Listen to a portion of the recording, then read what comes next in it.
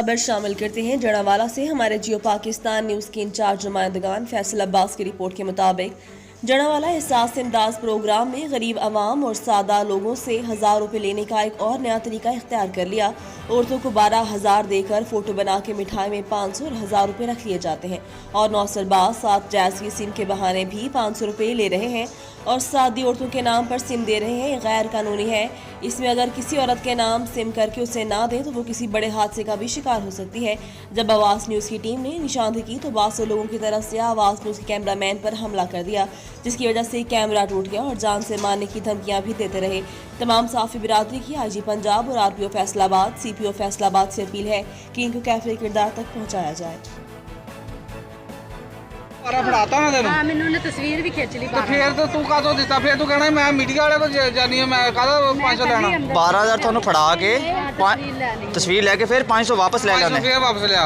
ठीक हो गया ना? हाँ चलो ये तो ज्यादती है ना, ये तो ज्यादती ने 12,000 फड़ा के तस्वीर लेके फिर वापस 500 रुपया रख लेन दुकान वाले, ठीक है ना? या तो फिर सानू भी 500 मिले रही, मतलब बयान भी मतलब सानू ना मिले सन देने का बयान नहीं देखो ना, गवर्नमेंट थोड़े पे रही, थोड़े ना ज्यादती कर रहे हैं ना।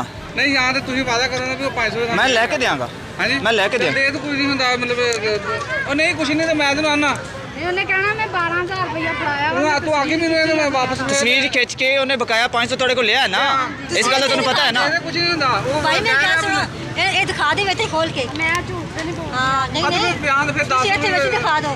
कर ला जी थोड़े ने की कीता, कितने पैसे लेने थोड़े को?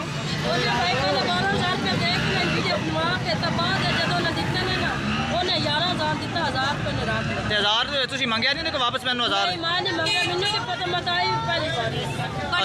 अच्छा बाजी थोड़े को कितने पैसे लेने ना, कितने पैसे तो? 500 रुपया ਨਾਲ ਸਿਮ ਵੀ ਦਿੱਤੀ ਹੈ। अच्छा 500 रुपया लिया नाल सिम दी है। अच्छा कितने पैसे तुसी कटवाए सी? ਅਸੀਂ 12,000 12,000 रुपये कटवाया। आ भाई जेडे उत्ते दे रहे हैं ना कटे ना, ਹਾਂਜੀ ਇਹਨਾਂ ਨੇ तो ਕੱਟੇ। ਤੁਹਾਨੂੰ यानी 11,500 रुपया दिता है, एक सिम दी 500 जबरदस्ती सिम दी है ना, ਹਾਂ ਆਪੇ ਹੀ ਦਿੱਤੀ ਹੈ। आप ही दी ये सिम का 500 रुपया रख रहे हैं। ਪਤਾ ਨਹੀਂ ਇਹ ਨਹੀਂ ਸਭ ਪੁੱਛਿਆ। अच्छा 500 रुपया रख लिया। अच्छा बाजी थोड़े को भी ना किन्ने लिया, 1000 रुपया लिया तो किन्ने तुहानू बकाया ना पैसे दिते? 11,000 रुपया। तुसी पूछया नहीं साढ़ा 1000 क्यों रखा? भाई मैं पूछा ना, झूठ मारा ना।